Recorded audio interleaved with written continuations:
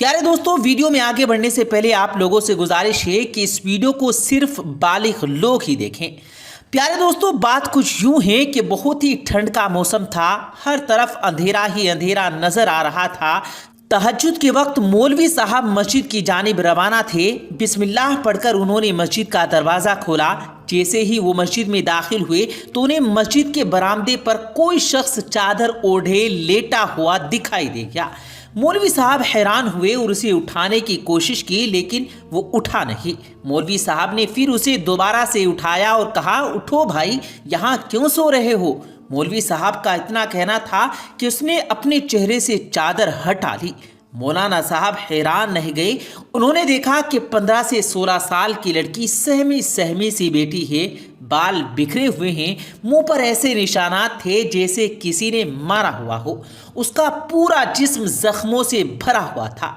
प्यारे दोस्तों, ये लड़की कौन थी, इसके साथ क्या मामला हुआ था जो ये मस्जिद में सो रही थी, ये तमाम तर वाक़या आपको आज की इस वीडियो में बताएंगे। लेकिन आपने करना क्या है कि हमारे इस वीडियो को आखिर तक ज़रूर देखना है। इससे पहले आप लोगों से गुजारिश है कि अगर आपने इस वीडियो को लाइक नहीं किया तो वीडियो को लाइक ज़रूर करें और चैनल को सब्सक्राइब करते हुए बेल आइकन पर ज़रूर क्लिक कर दें। तो चलिए दोस्तों, शुरू करते हैं। प्यारे दोस्तों, मौलवी साहब ने हैरत से उस लड़की को देखते हुए पूछा, बेटा तुम कौन हो और यहाँ क्यों बैठी हो। वो लड़की डर गई और कुछ ना बोली। मौलवी साहब ने फिर पूछा तो वो लड़की फिर थोड़ी देर बाद बताने लगी कि मेरा नाम किरण है और मैं हारूनाबाद के एक गांव से आई हूँ। मौलाना साहब ने कहा, ठीक है बेटा, मगर तुम यहाँ क्यों बैठी हो। लड़की बोली, मौलवी साहब, हमारे गांव में मेरे भाई से कोई बड़ा गुनाह हो गया जिसके बदले में पंचायत ने मुझे बदले में देने का फैसला किया। मैं इस बात के लिए तैयार नहीं थी। घर वालों ने मुझे बहुत मारा, लेकिन मैं ना मानी और वहाँ से भाग आई और मस्जिद में आकर पनाह ले ली, क्योंकि ये तो अल्लाह का घर है ना, यहाँ से तो कोई नहीं निकाल सकता। मौलवी साहब लड़की की बातें सुनकर सोच में पड़ गए। उन्होंने सोचा कि इसको यहाँ रखना ठीक नहीं होगा। फिर उन्होंने कहा, बेटी तुम खुद को इस चादर में लपेट लो और मेरे साथ चलो। लड़की ने ऐसा ही किया। लड़की के पास एक छोटी सी गठरी थी, उसने उसको भी उठा लिया। मौलवी साहब अपने उसे घर ले गए। घर में उनकी बीवी और एक बेटा रहते थे। फिर मौलाना साहब ने अपनी बीवी को तमाम वाक़या बता दिया और मौलाना साहब ने अपनी बीवी से कहा कि ये अब हमारे साथ रहेगी और हम इसका अपनी बेटियों की तरह ख्याल रखेंगे। बीवी भी रहम दिल इंसान थी, इसलिए बीवी ने शोहर की हाँ में हाँ मिला दी। मौलवी का बेटा भी वहीं मौजूद था। उसने जब लड़की को देखा तो उसका दिल तेज़ी से धड़कने लगा।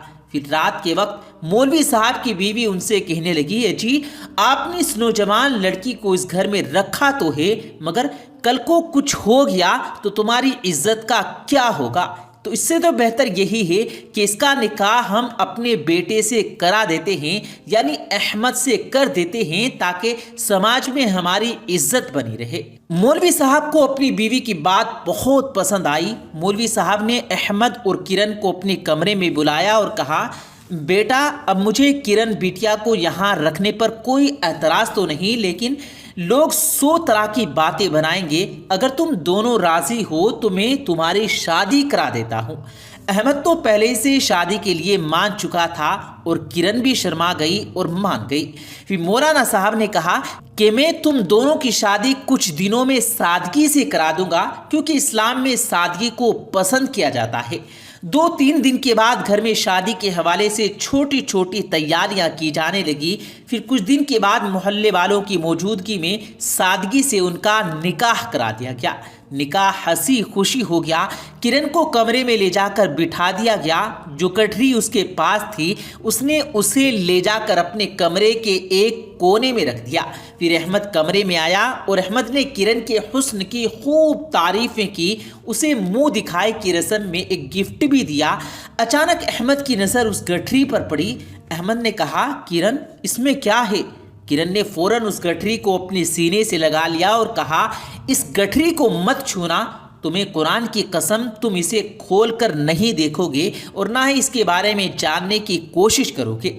یہ سن کر احمد حیران ہو گیا، لیکن اس نے کرن سے وعدہ کیا کہ وہ کبھی بھی اس گٹھری کو کھول کر نہیں دیکھے گا، کیونکہ وہ کرن کو بہت چاہتا تھا۔ اس کی خوشی کے لیے وہ کچھ بھی کر سکتا تھا، اس لیے اس نے کرن سے وعدہ کر لیا۔ وقت ایسے ہی بیتتا چلا گیا۔ کرن کو احمد کے گھر والے اور احمد بہت پیار کرتے تھے، اس کا خیال رکھتے تھے۔ کرن ہر صبح جلدی اٹھ جاتی اور نہ جانے کدھر چلی جاتی تھی۔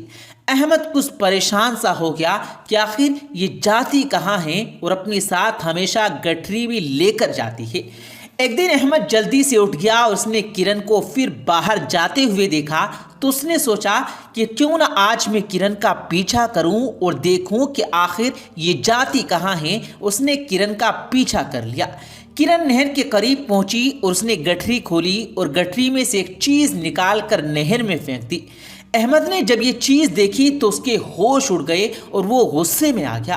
جب کرن آئی تو اس نے کمرے کا دروازہ بند کیا اور کرن سے غصہ ہونے لگا، کہنے لگا، کیا کمی رہ گئی تھی میری محبت میں نے سب کچھ دیکھ لیا ہے، بتاؤ یہ سب کیا ہے؟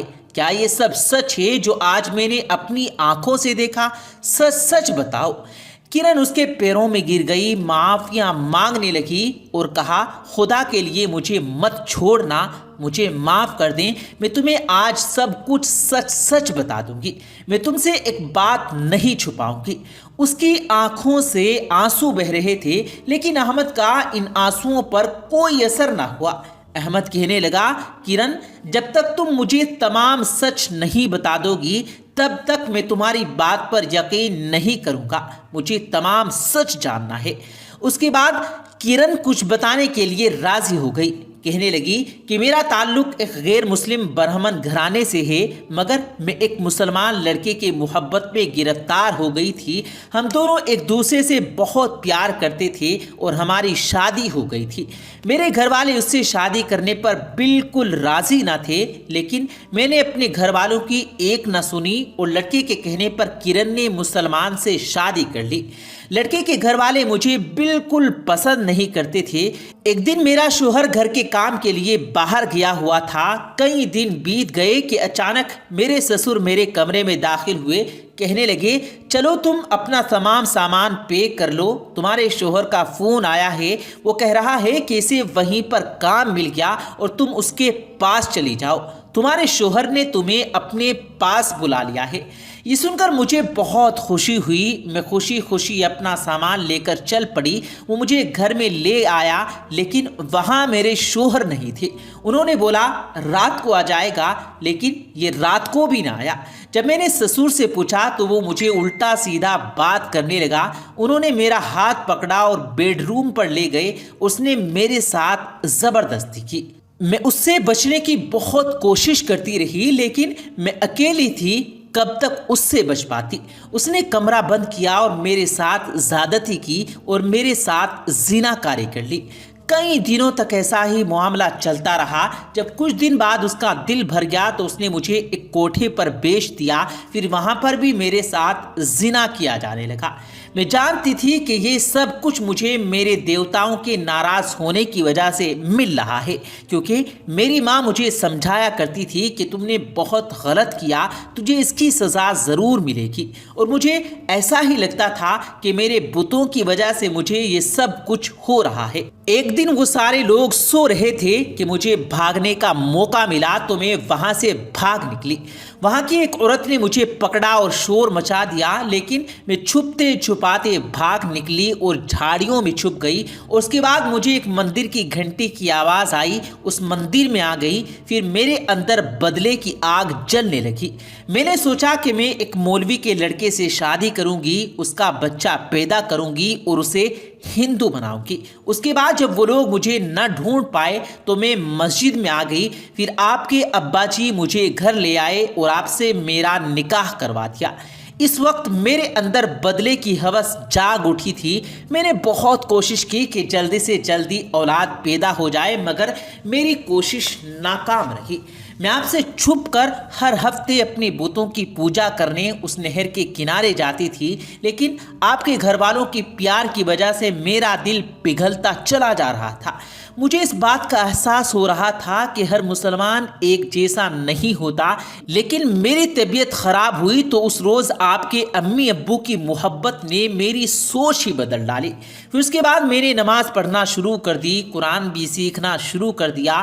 آج میں سچے دل سے مسلمان ہونا چاہتی ہوں، اس لیے میں نے ان چیزوں کو نکال کر نہر میں پھینک دیا۔ یہ سب باتیں سن کر پہلے تو احمد کو بہت غصہ آیا۔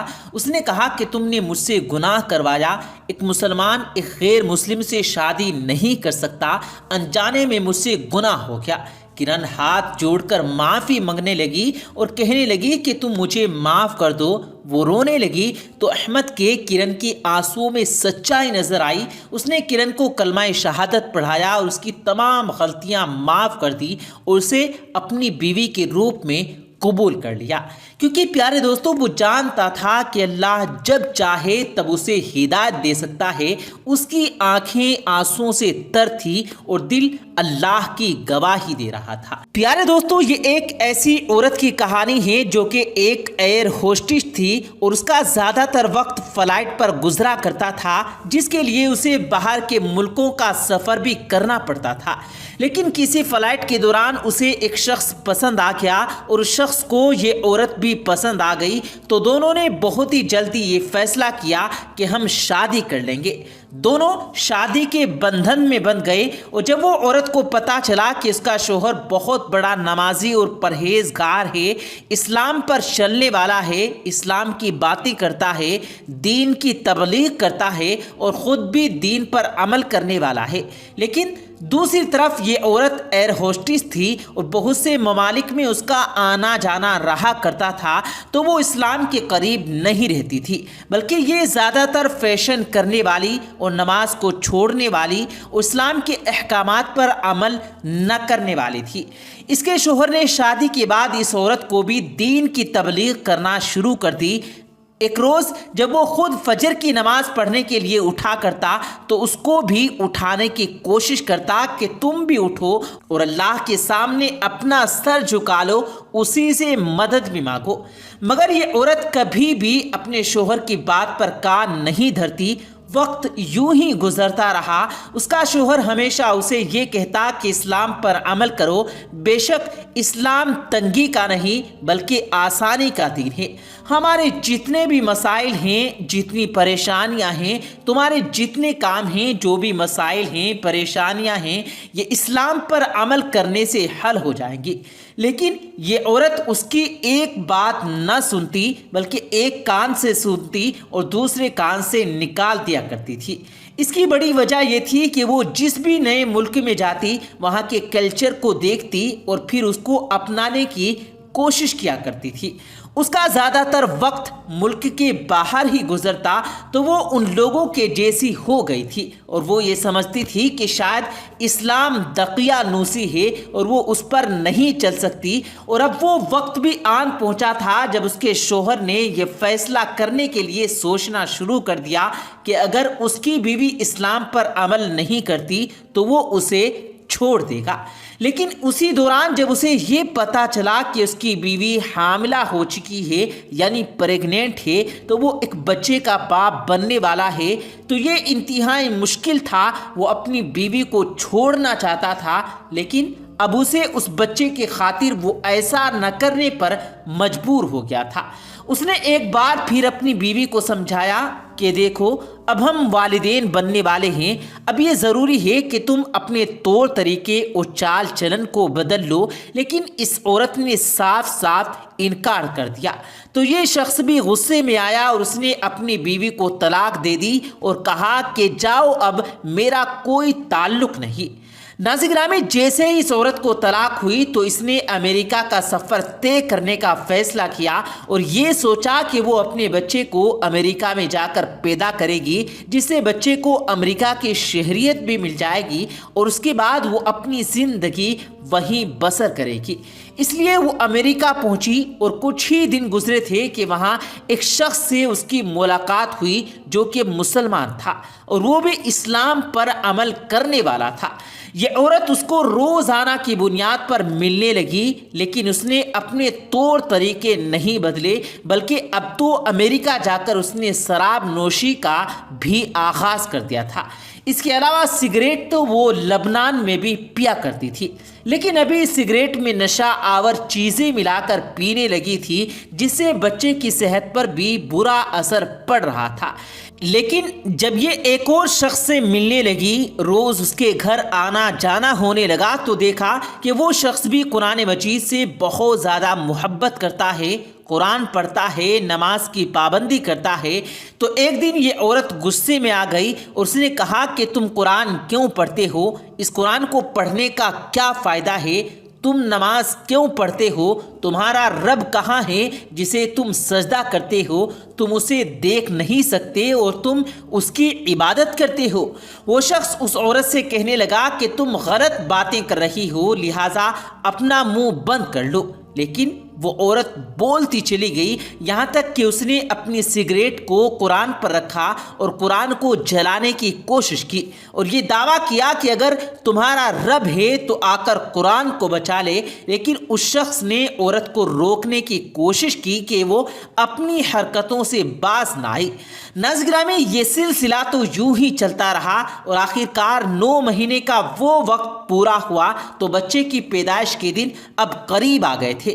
یہ عورت جانتی تھی کہ اس کے یہاں ایک بیٹی پیدا ہونے والی ہے۔ جب ڈاکٹر نے آپریشن کیا تو ڈاکٹر حیران رہ گئے کہ بیٹی مردہ حالت میں یوں پیدا ہوئی کہ اس کا سر دھڑ سے الگ تھا۔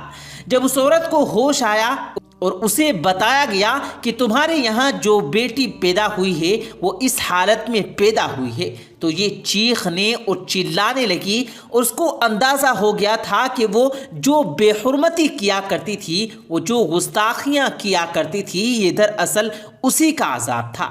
اس عورت نے فوری طور پر پیارے دوستوں لبنان واپس آنے کا فیصلہ کیا اور وہ فوری طور پر اگلی فلائٹ سے لبنان واپس آئی۔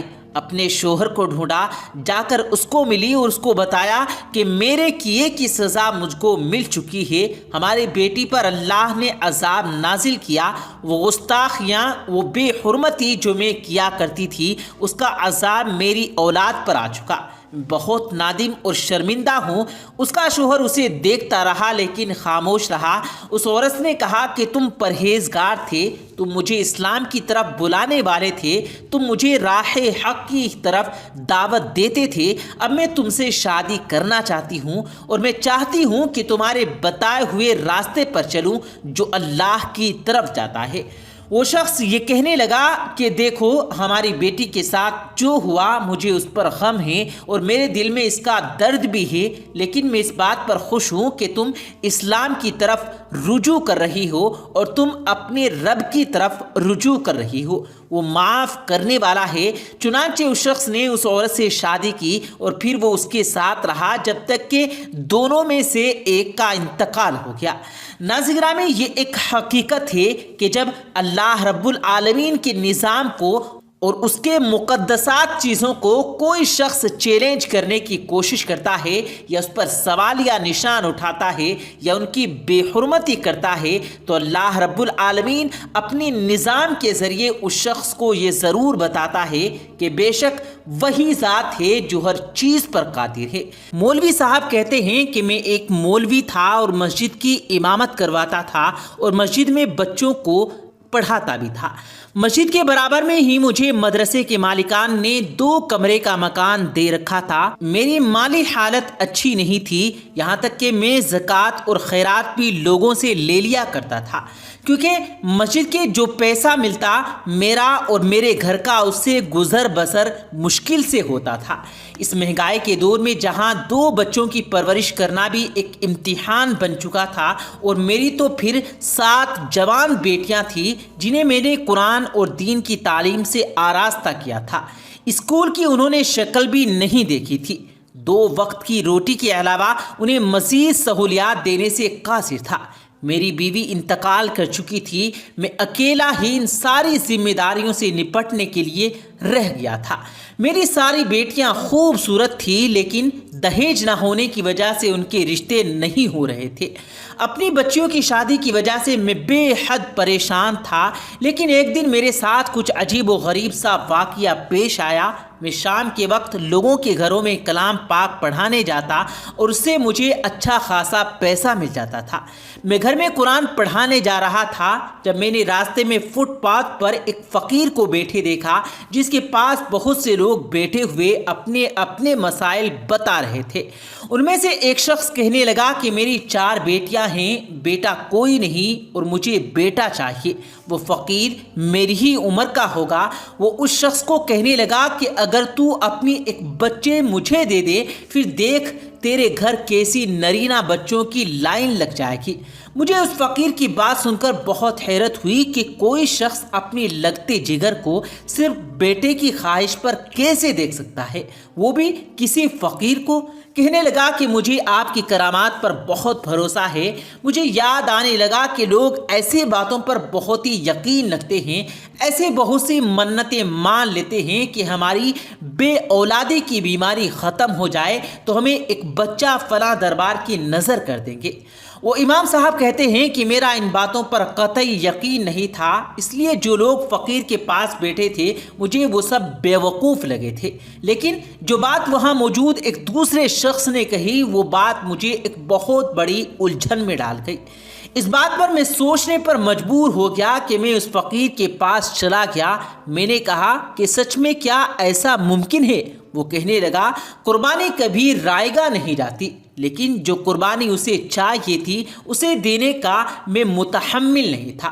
غرض میں اپنے الجھے ہوئے ذہن کے ساتھ وہاں سے باہر چلا گیا جہاں میں قرآن پاک پڑھانے گیا تھا۔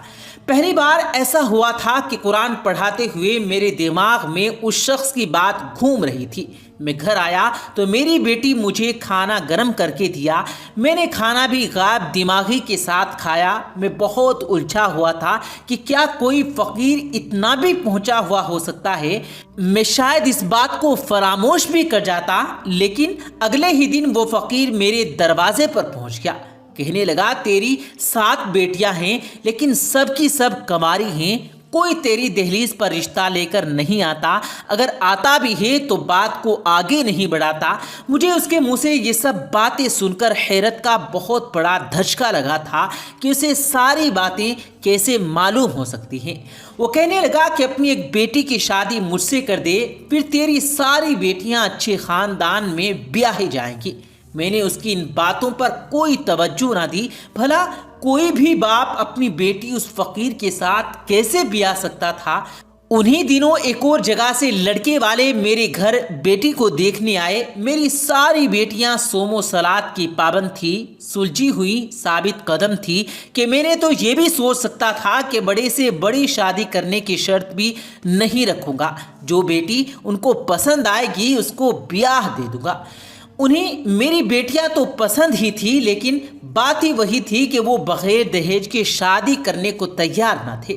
میری بڑی بیٹی کی عمر 30 سال کے قریب ہونے والی تھی، سب میں 1 سال کا فرق تھا۔ چھوٹی بیٹی 18 سال کی تھی، اور اب تو میں نے شادی شدہ لوگ اور ایسے لوگوں کے رشتے بھی دیکھنے شروع کر دیے جن کی پہلی بیوی مر چکی تھی اور وہ دوسری بیوی کے خواہش مند تھے کہ وہ ان کی اولاد کو پال سکے، لیکن نہ جانے کیا آزمائش تھی کہ یہاں بھی میری بیٹیوں کی شادی نہیں ہو پا رہی تھی۔ وہ فقیر روزانہ میرے دروازے پر آتا اور یہی آواز لگاتا اور وہاں سے چلا جاتا۔ پھر مجھے اس شخص کی بات بھی یاد آنے لگی کہ جو اس شخص نے اس فقیر کی کرامات بتاتے ہوئے کہی تھی۔ نہ جانے میں اب کیوں سوچ میں پڑ گیا تھا۔ میں اسی وقت ایک مجبور باپ تھا جو بے بسی کی آخری حد تھی۔ میں 6 بیٹیوں کی خاطر ایک بیٹی کی بلی چڑھانے پر مجبور ہو گیا تھا۔ میں پچھلے 4 سالوں سے ٹھیک سے سو نہیں پایا تھا۔ جیسے جیسے سال گزرتے تھے میرا بڑھاپا اور میری بیماری بھی بڑھنے لگتی۔ اگر میری آنکھ بند ہو گئی تو میری بچیوں کا کیا ہوگا؟ اس لیے میں ان کی شادی کے لیے بہت فکر مند ہونے لگا۔ ایک دن میں یہ سوچنے پر مجبور ہو گیا کہ ایک بیٹی کی شادی قربانی کے طور پر آزمائش کی بھٹی میں ڈال کر باقی بیٹیوں کی خوشیاں خرید لوں گا، کیونکہ میں نے اس فقیر شخص کو یہ کہتے ہوئے سنا کہ فلاں شخص جو آپ کے پاس آیا تھا اور اپنی بیٹی کا نکاح آپ سے کیا تھا، اس کی کرامات سے اس کی ساری بیٹیاں سکون کی زندگی گزار رہی ہیں۔ میں چارپائی پر بے چین سا لیٹا ہوا تھا۔ میں نے کروٹ لی اور آنسوؤں سے لبریز آنکھیں بند کر دی تو سب سے پہلے سب سے بڑی بہن کا چہرہ میری نگاہوں کے سامنے تھا۔ پہلی بار مجھ سے باپ کا درجہ اسی نے دیا تھا، پہلی بار مجھے ابا جی اسی نے پکارا تھا۔ وہ پہلی اولاد تھی، میری جگر گوشہ، میرے برے حالات میں اس نے سب سے زیادہ میرا ساتھ دیا تھا۔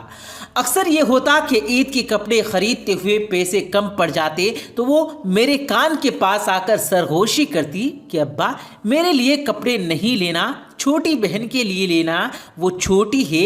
عید والے دن وہ بچوں کے ساتھ کھیلنے جائے گی تو سب بچے نئے نئے لباس میں ہوں گے تو اس کا دل دکھی ہوگا۔ میں نے نہیں میں سر ہلایا کہ نہیں، پھر میں نے دوسری طرف کروٹ لے لی۔ آنسو ٹوٹ کر آنکھوں سے نکل کر تھک گئے۔ دوسری بیٹی کے بارے میں ایسا خیال ستانے لگے کہ سب سے چھوٹی بیٹی کی قربانی دینے پر راضی ہو گیا۔ بڑی مشکل سے میں نے فیصلہ کیا کہ چھوٹی بیٹی کو فقیر سے بیاہ دیتا ہوں، اور صبح تک میں یہ فیصلہ کر چکا تھا۔ اسی لیے صبح فقیر کے گھر آنے پر میں نے اس سے کہا کہ میں اس کا نکاح اپنی چھوٹی بیٹی سے کرنے کے لیے تیار ہوں، لیکن رخصتی اسی وقت ہوگی جب میری بیٹیاں اچھے سے گھر میں بیاہی جائیں گی۔ فقیر نے مجھے غور سے دیکھا، پھر میری بات مان کر وہ چلا گیا، اور میرے لیے یہ وقت بہت کڑا تھا۔ میں نے اپنی چھوٹی بیٹی کو خوبصورت لباس لا کر دیا، اسے کہا کہ تیار ہو جاؤ۔ وہ نیا جوڑا دیکھ کر بہت خوش ہوئی۔ لال رنگ کے جوڑے کو لال چوڑیاں پہنے وہ مجھے دکھانے لگی کہ بابا میں کیسی لگ رہی ہوں۔ اس کا گلابی چہرہ دیکھ کر مجھے فقیر کی سانولی رنگت اور ادھیڑ عمر کا خیال آیا تو میرا دل خون کے آنسو رونے لگا تھا۔ میں نے بے اختیار چھوٹی بیٹی کو اپنے سینے سے لگایا، اس کی پیشانی پر بوسہ دیا۔ بہت ساری دعائیں دل سے نکلی، اور یہ بھی دعا نکلی کہ خدا کسی باپ پر میرے جیسا وقت نہ لائے۔ تھوڑی دیر کے بعد وہ فقیر چند گواہوں کے ساتھ میرے گھر آ گیا۔ میں نے بچوں کو دوسرے کمرے میں بھیج دیا اور چھوٹی بیٹی کے پاس سر جھکائے بیٹھ گیا۔ اس کے سامنے ہاتھ جوڑے پھوٹ پھوٹ کر روتے ہوئے اسے کہنے لگا کہ بیٹی مجھے معاف کر دے، تیرا باپ بہت کمزور تھا، اسی لیے تیرا نکاح ایک فقیر سے کرنے لگا ہے، اسے میری مجبوری سمجھ کر اپنے باپ کو معاف کر دینا۔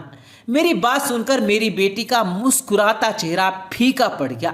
اس فقیر کی بگڑی ہوئی حالت تو میری بچی بھی دیکھ چکی تھی۔ مجھے لگا کہ وہ بہت روئے گی، میری منتیں کرے گی کہ ابا میرا کیا قصور ہے، مجھے کیوں جان بوجھ کر اس عذاب میں مبتلا کیا جا رہا ہے، مجھے کیوں اس آزمائش میں ڈال رہے ہیں۔ لیکن وہ ایسے چپ تھی جیسے پتھر کا مجسمہ بن گئی ہو۔ پھر اس نے اپنے ہاتھوں میں میرا ہاتھ تھاما، میرے بہتے آنسوؤں کو اپنے ہاتھوں سے صاف کیا اور بولی ابا آپ پر میری جان قربان، مجھے کوئی اعتراض نہیں ہے، آپ جو کہیں گے میں وہی کروں گی اور کبھی آپ سے شکوہ گلا نہیں کروں گی۔ تھوڑی دیر کے بعد نکاح پڑھا دیا گیا۔ نکاح کے بعد وہ فقیر وہاں سے اٹھ کر باہر چلا گیا۔ میری چھوٹی بیٹی چپ سی رہنے لگی تھی، ورنہ تو وہ میرے گھر کی اصل رونق تھی، لیکن میں اس کے سامنے مجرم لگ رہا تھا۔ کچھ ہی دنوں میں میری بڑی بیٹی کا رشتہ آ گیا اور بنا دہیج کے اس کا نکاح ہو گیا، رخصتی بھی ہو گئی۔ مجھے یقین ہی نہیں آ رہا تھا کہ ایسا بھی ہو سکتا تھا۔ میں تو یہی سوچتا تھا کہ اگر اس فقیر کی بات جھوٹی نکلی تو اپنی بیٹی کی رخصتی نہیں کروں گا، طلاق دلوا دوں گا۔ لیکن میری بڑی بیٹی بڑے اچھے گھرانے میں جا چکی تھی، اور اسی طرح ہر مہینے ایک بیٹی کا رشتہ آتا اور بنا دہیج کے میری بچی کو وہ بیاہ کر لے جاتے۔ ساری بیٹیاں اپنے گھر کی ہو گئی۔ اب چھوٹی بیٹی کی رخصتی باقی رہ گئی تھی۔ وہ فقیر اب آیا اور مجھ سے پوچھنے لگا کہ اب تو تمہیں میری کرامات کا یقین آ ہی گیا ہوگا مولانا۔ میں نے ہاں میں سر ہلا دیا۔ کہنے لگا میری امانت مجھے واپس دے دو۔ میں نے کہا کہ میرا گھر خالی ہو گیا، میری اس بچی کو میرے پاس رہنے دو، میرا دل زخمی ہو چکا ہے۔ میرا دل نہیں چاہ رہا تھا کہ میری بچی فقیر کے ساتھ رخصت ہو کر جائے، لیکن اپنی زبان سے پھر جانے کا مطلب تو یہی تھا کہ باقی بیٹیاں بھی واپس میری دہلیز پر آ جاتی۔ اس لیے میں نے چند دن بعد کڑے دل سے اپنی بیٹی کو اس فقیر کے ساتھ رخصت کر دیا۔ چند لمحات تو ایسے ہی گزر گئے۔ مسجدوں اور مدرسے کی ذمہ داریوں میں میں اپنی بیٹیوں کو اکثر نظر انداز کر گیا تھا، لیکن پھر سوچا کہ مجھے اپنی بڑی بیٹی سے ملنے کے لیے جانا چاہیے، اور میں شادی کے بعد بچوں سے ملنے ہی گیا۔ میں نے اچھے پھل خریدے اور پھر صاف ستھرا لباس پہنا، کپڑے پہنے اور ایک رکشے میں بیٹھ کر بڑی بیٹی کے سسرال پہنچ گیا۔ لیکن مجھے حیرت کا جھٹکا اس وقت لگا جب دروازہ بجا کر میرے ہاتھ دکھنے لگے تھے، لیکن دروازہ کسی نے نہیں کھولا تھا۔ پہلے مجھے یہ خیال آیا کہ شاید گھر میں کوئی نہ ہو، باہر گئے ہوئے ہوں، اگر کوئی ہوتا تو شاید باہر آتا۔ میں پریشان ہو گیا۔ میں گلی میں کھیلتے بچوں کو روک کر پوچھنے لگا کہ یہ لوگ کہاں گئے، اور مجھے یہ لگ رہا تھا کہ شاید انہیں معلوم ہوگا، لیکن جو خبر ان لوگوں سے سننے کو ملی اسے سن کر میرے تو ہوش اڑ گئے۔ وہ کہنے لگے کہ ہم ان لوگوں کے بارے میں کچھ بھی نہیں جانتے، یہ تو بس 1 مہینے کے لیے آئے تھے اور پتہ نہیں بیٹی کی شادی کر کے کہاں چلے گئے۔ یہ سن کر میرے تو ہوش اڑ گئے تھے۔ کچھ پتہ ہے کہ وہ لوگ کہاں گئے تھے؟ میں نے مزید ان سے سوال کیا۔ انہوں نے جواب دیا کہ نہیں، وہ انجان لوگ تھے۔ میرا تو دل دھڑکنا بند ہو گیا۔ وہ کہہ رہے تھے کہ وہ برسوں سے اسی محلے میں رہ رہے ہیں، اور مجھے لگا کہ کسی نے میرے اندر سے روح کھینچ کر باہر نکال دی ہو۔ میں فوراً سے دوسری بیٹی کے گھر پہنچا تو وہاں بھی کوئی موجود نہیں تھا۔ وہ لوگ بھی وقتی طور پر باہر کرائے کے مکان میں رہتے تھے اور ابھی 1 مہینہ پہلے ہی وہاں سے جا چکے تھے۔ یہی خبر مجھ سے 6 بیٹیوں کے سسرال والوں کے بارے میں سننے کو ملی۔ میں گھر پہنچ کر اپنا سر پکڑ کر بیٹھ گیا۔ میرا سر چکرا گیا۔ میری بیٹیاں نہ جانے کہاں کیسے چلی گئی تھی۔ میں نے فقیر کی بات پر بھروسہ کیوں کر لیا تھا کہ وہ کراماتی بابا ہے؟ اس لیے میں نے رشتوں کے بارے میں زیادہ جان پہچان بھی نہیں کروائی تھی۔ جو رشتہ آتا رہا میں شادیاں کرواتا رہا۔ میں اپنی سب بچیوں کو اپنے ہاتھ سے کھو چکا تھا۔ میں یہی سمجھتا تھا کہ ایک بیٹی کی قربانی دینے سے میری باقی تمام بیٹیاں سکون سے زندگی گزاریں گی، لیکن میری تو بیٹیاں ہی نہ جانے کہاں چلی گئی تھی۔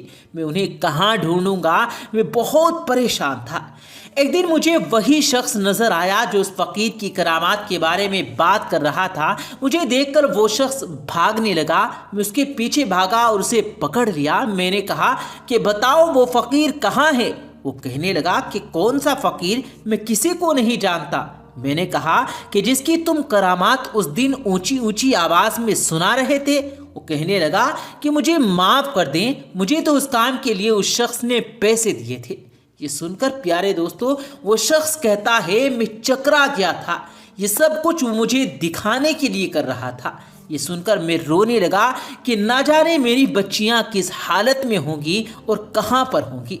6 مہینے کے بعد مجھے لاہور جانا ہے۔ میں نے وہاں ایک شخص کو دیکھا جو اس فقیر کے ساتھ تھا، لیکن ایک پل کے لیے تو میرا دماغ چکرا کر رہ گیا۔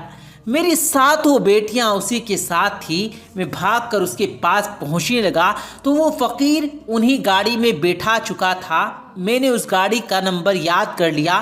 میں نے اس کا پیچھا کیا۔ وہ گاڑی ایک پرانے سے گھر کے سامنے رکی۔ وہ میری بچیوں کو اس گھر کے اندر لے گیا اور میں وہیں پر چھپ گیا۔ جب وہ شخص گھر سے باہر نکلا تو میں اس گھر کی دیوار کو پھلانگ کر دوسری طرف اتر گیا۔ اس وقت وہاں باہر صحن میں کوئی نہیں تھا۔ مجھے کمرے سے چیخنے چلانے کی آوازیں آنے لگی۔ میں کمرے کے پاس پہنچ گیا، وہاں کھڑکی کو کھولا تو اندر کا منظر دیکھ کر میرا دل دہل کر رہ گیا تھا۔ ایک عورت جو میری 3rd نمبر کی بیٹی کی ساس بن کر آئی ہوئی تھی، میری بچیوں اور دوسری بہت سی لڑکیوں پر چلا رہی تھی۔ کہہ رہی تھی کہ اگر تم لوگوں نے روزانہ کی بنیاد پر 2000 روپے جمع نہیں کروائے تو رات کو روٹی کھانے کو نہیں ملے گی، اور کیا تم خاموشی سے سڑکوں پر کھڑی رہتی ہو؟ لوگوں کے پاس جا کر بھیک مانگا کرو۔ میری بیٹی کہنے لگی کہ ہم نے اللہ کے سوا کسی سے کچھ نہیں مانگا اور میں اللہ کے علاوہ کسی سے کھانے کی درخواست نہیں کروں گی۔